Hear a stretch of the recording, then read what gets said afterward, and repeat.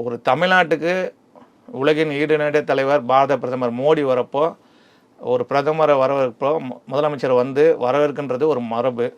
இங்கே தான் உங்களுக்கே தெரியுமே, லாஸ்ட் டைம் கூட அவர் வந்து வெளியே போயிட்டார். அது மாதிரி எல்லா இடத்துலையும் ஒரு சில கசப்பான அரசியல் அவங்க பண்ணுறாங்க.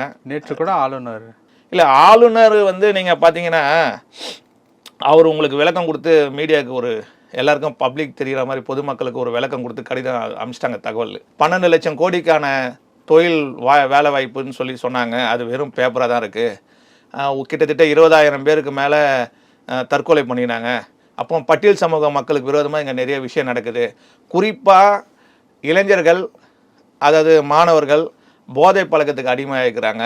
இப்போ நீங்கள் வந்து ஒருத்தரை பேச கூப்பிட்றீங்களா, கருத்து உரிமைன்ற ஜனநாயக உரிமை பேசுகிறப்போ அவங்க வந்து அவங்க சொன்னதெல்லாம் இவர் படிக்கணுன்றது வந்து கட்டாயம் கிடையாதுல்ல.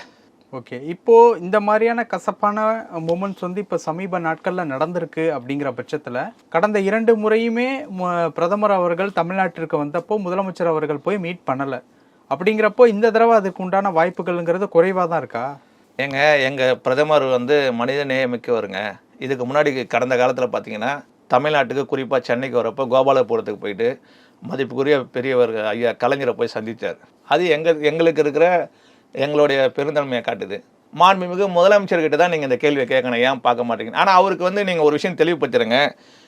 நீங்கள் நினைக்கிற மாதிரி நீங்கள் இங்கே தமிழ்நாட்டில் பேசுகிற மாதிரி கூட்டணி நாங்கள் கிடையாது. இது வந்து வெற்றி கூட்டணி. ஆனால் அங்கே பார்த்தீங்கன்னா ஸ்டாலின் அவர்கள் வந்து ஒரு முயற்சி எடுக்கிறார். பஞ்சாப்லேயும் டெல்லியிலையும் பார்த்தீங்கன்னா ஆம் ஆத்மி வந்து காங்கிரஸுக்கு வெளியே இருந்து போட்டி போடுறாங்க எதிர்முகமாக. ஆனால் அந்த கூட்டணியில் வரப்போ ஒன்றா உட்காறாங்க, கூட்டணியில் ஒரே மீட்டிங்கில் இருக்கிறாங்க. அதே மாதிரி கம்யூனிஸ்ட்டும் காங்கிரஸும் ஒரு இடத்துல ஒன்றாகிறாங்க. கேரளாவில் பார்த்தீங்கன்னா எதிர் களத்தில் நிற்கிறாங்க. அதே மாதிரி உத்தரப்பிரதேசில் போனீங்கன்னா அந்த தேர்தல் நடக்கிறப்போ அவங்க தனியாக நிற்கிறாங்க. இது உங்களுக்கே புரிஞ்சிருக்கும். இது ஒரு சந்தர்ப்பமாவது குழப்பம் ஏற்படுத்துகிற கூட்டணி. நாங்கள் அப்படி கிடையாதுங்க. இப்போ வழக்கமாக வந்து மா சுப்பிரமணியம் அவர்களை தான் வந்து மீட் பண்ணுறதுக்காக அனுப்பிச்சு வைப்பாங்க இல்லையா திமுகவிலேருந்து. இந்த முறை மா சுப்பிரமணியம் மட்டுமல்லாமல் உதயநிதி அவர்கள் அந்த மாதிரி எதுவும் வாய்ப்பு இருக்கா? இருக்கலாம். அதாவது எனக்கு தெரிஞ்சு மேயர் கட்டாயமாக வரணும், முதலமைச்சர் வரணும். அவங்க ஒரு வேளை ஒரு ஏதாச்சும் ஒரு அவங்களுக்குன்னு ஒரு கோட்பாடு வச்சுருப்பாங்கள்ல.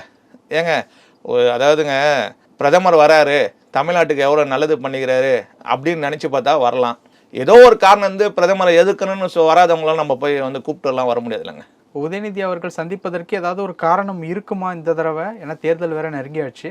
அதாவது அவர் வந்து சந்தித்தார்னா மதிப்பும் மரியாதையும் கூடும்.